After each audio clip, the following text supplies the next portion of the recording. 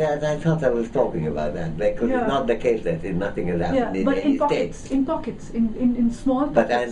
But I think the success of Kerala wasn't nothing to do with the economic reforms of 91. It began much earlier. The success of Tamil Nadu had not much to do. The decision with Himachal Pradesh to go for education and public health care, that has nothing to do with that. So I think that story is not right, and that worries me, because I'm in favor of market, and I'm in favor of business control of business decisions. On the other hand, I don't want when the business influence of the media prevents a clear understanding of what actually has happened in India. To say, why do we trust anymore, you've never delivered anything, is not a correct story. That is not so. And it failed to discriminate between successes and failures.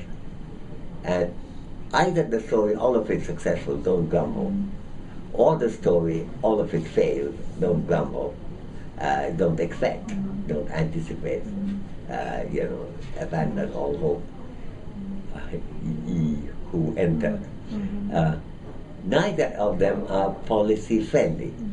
The policies have been based on a discriminating analysis of where it has worked and why it has worked and why it has not worked elsewhere.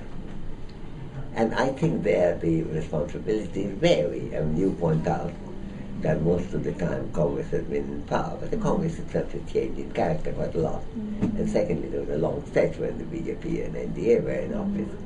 But basically, you're right, Congress has been dominant in the center. On the other hand, states have not been like that. Some of the states have been very run by other parties, and sometimes the parties have taken a very different view locally as opposed to nationally.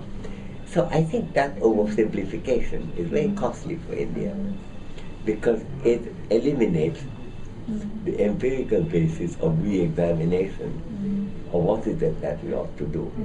So really, to summarize that with, I'm strongly in favor of market, strongly in favor of business decisions being left primarily to business.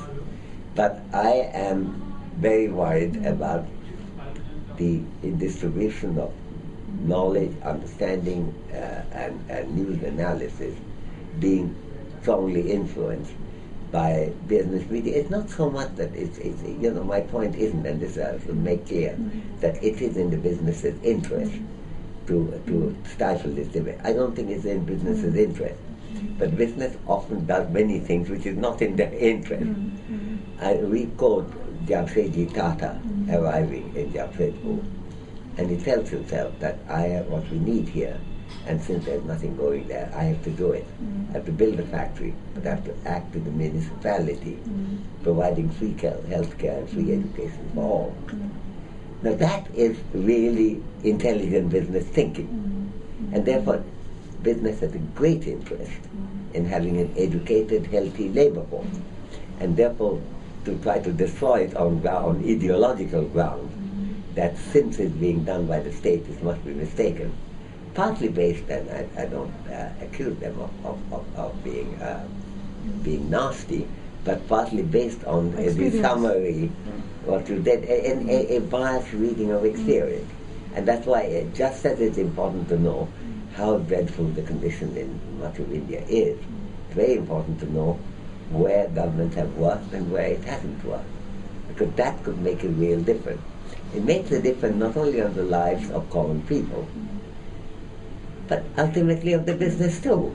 Because as we know from we keep making that point, that from Japan, Korea, Hong Kong, Singapore, Taiwan to China, and Thailand, increasingly Indonesia. Indonesia is overtaking India, which it is not unconnected with the fact that they have a much bigger coverage of education than we have, and better schools, and much bigger coverage of healthcare, because the educated, healthy labor force is very central to it.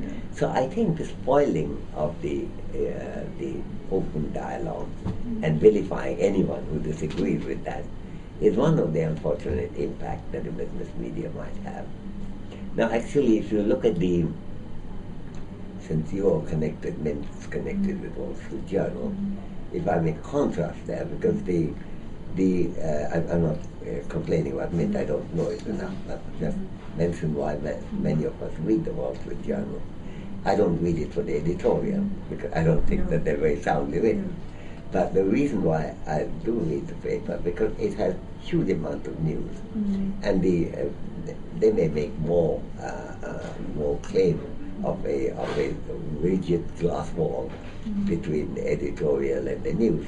But the fact is that a lot of news I've learned, including news which is not comfortable for American business, in the Wall Street Journal, because the news coverage is excellent. So I think the news coverage excellent is something which one has to maintain for the sake of efficiency.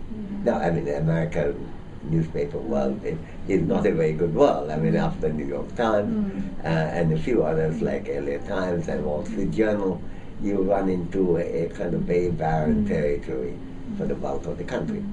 But on the other hand, I think there's a lesson there for Wall Street Journal, namely to dissociate political commentary from from news coverage. I saw that interestingly because when I got the Nobel, they had an excellent coverage. Actually, the year before I got the Nobel, they had put my face on the second section, what's called money and on the, as likely to get Nobel that year. As a matter of fact, I didn't. But they put my picture there, which was very kind of them. I didn't think that made my chances any larger. I wasn't actually spending my time, any great time on that. And it was very nice when it happened. But if only because it gave me a bit of a voice. But and gave me some money with which I could start these two trusts in India and Bangladesh. But you see, when I did actually get it, there was an excellent coverage of my lifetime's work in over 2 pages in Wall Street Journal. And there was an editorial page, and there was an op-ed, actually signed one, so it was in the second category, not unsigned editorial, but nor somewhere placed op-ed, but just next to the editorial with the headline saying, if I remember right, the wrong man gets the Nobel. No, they may be right on that, I don't know. But I was impressed by the fact that, given the fact that that was their view, that the news coverage went on, was uninterrupted. And there was, it said many things which other people did not actually say about what, which are not connected with the division between left and right and business and state or anything like that. Just what is social choice theory, how does it work, how do I use it, if I made a difference in social choice theory, what is it that I made a difference? There was totally professional coverage of that. And I think that's something that's very important in India today.